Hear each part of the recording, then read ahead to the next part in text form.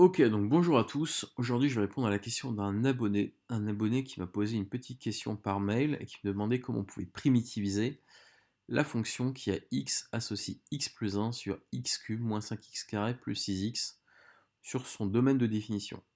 Alors, c'est pas une question forcément très simple, hein, celle qui m'a posée. Et on va faire un plan en 4 étapes. La première chose que tu vas faire, ça va être de factoriser le dénominateur. La deuxième chose à faire, ça va être d'obtenir le domaine de définition. La troisième chose, c'est la fameuse méthode de décomposition en éléments simples. Et la quatrième chose à faire, c'est effectuer la primitivisation. Alors, pour les dénominateurs, tu vois que ton dénominateur, c'est un polynôme du troisième degré avec un facteur commun qui est x. Donc ton dénominateur, tu peux l'écrire comme x, facteur de x carré moins 5x plus 6. Alors, si tu veux la fonction qui a x associe x carré moins 5x plus 6, pour la factoriser, ça va pas être très compliqué. Tu calcules le discriminant, puis les racines, tu vas obtenir 2 et 3. Alors, je t'avoue que je ne vais pas forcément détailler cette étape, ça je pense que tu maîtrises, il n'y a pas de souci. Et à partir du théorème de factorisation, une fois que tu as les racines, tu peux écrire que x carré moins 5x plus 6, c'est x.2 facteur de x.3. Donc ton dénominateur, c'est un produit de trois facteurs. Tu as le facteur x, tu as le facteur x-2, et puis pour finir, tu as le facteur x-3. Maintenant que tu as factorisé ton polynôme, en fait, ce que tu vas faire, c'est obtenir le domaine de définition. Alors tu sais, hein, un quotient, il existe si et seulement si son dénominateur est non nul. Donc tu as trois valeurs qui sont susceptibles d'annuler le dénominateur. Tu as la valeur 0 pour le facteur x, tu as la valeur 2 pour le facteur x-2, et tu as la valeur 3 pour le facteur x-3.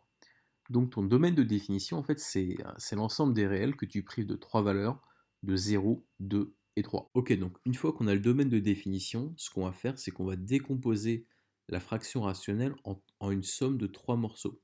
Tu auras un premier morceau qui va être de la forme a sur x, un deuxième morceau qui va être de la forme b sur x-2, et un dernier morceau, tu as compris, il est de la forme c sur x-3. Et tout l'objet de la méthode maintenant, ça va être de déterminer les bonnes constantes a, b et c.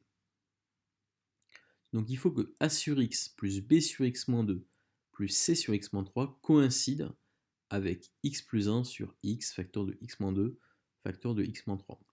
Ce qu'on va faire en fait, c'est qu'on va partir de la somme en trois morceaux et on va essayer de se ramener à la fraction qu'on veut obtenir.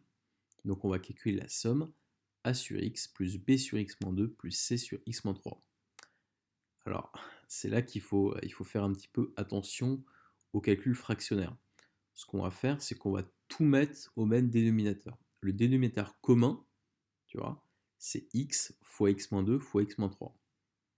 Donc si tu veux, comme on a trois morceaux, j'ai mis en vert ce qu'on rajoute, si tu veux, pour obtenir un facteur commun. Ok? Donc tu vois que dans la première fraction, je vais multiplier le haut et le bas par x-2 fois x-3. Ça va permettre de compléter notre fraction. Dans le deuxième morceau, je vais compléter par x fois x-3. Et dans le dernier morceau, je vais compléter par x fois x-2. Alors après, tu vois, tu développes. Ça, je ne vais pas détailler le développement. Par contre, ce que je vais détailler, si tu veux, c'est le numérateur. Ton numérateur, il est sous la forme d'un polynôme du second degré. Tu as x carré fois a plus b plus c, plus x facteur de moins 5a moins 3b moins 2c. Et enfin, le dernier morceau fait plus 6a. Et il faut que ça coïncide au niveau du numérateur, il faut que ça coïncide avec x plus 1. Ça veut dire quoi? Il faut que ton x carré fois a plus b plus c plus x facteur de moins 5a moins 3b moins 2c plus 6a coïncide avec ton x plus 1. Donc ça veut dire quoi? Il faut que ton a plus b plus c soit nul. Pourquoi il faut qu'il soit nul? Parce que tu n'as pas de carré en fait dans ton x plus 1. Tu n'as pas de carré. Donc il faut que ton coefficient a plus b plus c soit nul. Ensuite, il faut que ton moins 5a moins 3b moins 2c coïncide avec 1. Le 1 qui est caché derrière le x. Quand tu as x, tu as un x. Il faut que ça coïncide. Et ton 6a c'est la constante, elle doit coïncider avec 1. Parce que ton terme constant dans x plus 1, c'est 1. Oui, donc on obtient en fait un système de 3 équations à 3 inconnus. D'ailleurs, sur les 3 inconnus, tu en as une qui est directement obtenue. Hein. C'est a est égal à 1 sixième. Donc en fait, il te reste 2 inconnus. Il te reste b et c. Et pour ça, en fait, on va considérer les équations vertes et les équations jaunes. Ce qu'on va faire en fait pour obtenir directement l'inconnu b, on va faire une combinaison. On va combiner 2 fois étoile verte plus une fois étoile jaune.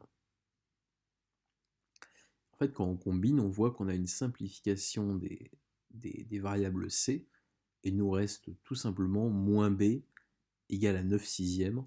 Là, tu en déduis directement que b est égal à moins 3,5. Ça, c'est pas compliqué.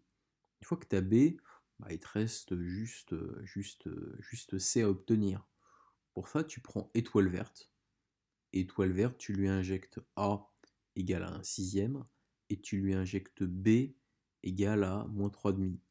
Et tu isoles c, c'est facile, tu obtiens 4 tiers. Une fois que tu as résolu le système et que tu as obtenu a, b et c, tu peux en déduire que x plus 1 sur x cube moins 5x carré plus 6x, c'est 1 sixième fois 1 sur x, moins 3,5 fois 1 sur x moins 2, plus 4 tiers fois 1 sur x moins 3. Ce qui te permet ensuite d'en déduire l'ensemble des primitives de la fonction qu'on cherche. En fait, les primitives qu'on cherche sont de la forme x donne 1 sixième de ln de valeur absolue de x, moins 3,5 de ln de valeur absolue d'x moins 2, plus 4 tiers de ln de valeur absolue d'x moins 3, plus n'importe quelle constante. Et là, tu as toutes les primitives de la fonction que je t'ai donnée au début. Ce qui nous permet de terminer l'exercice.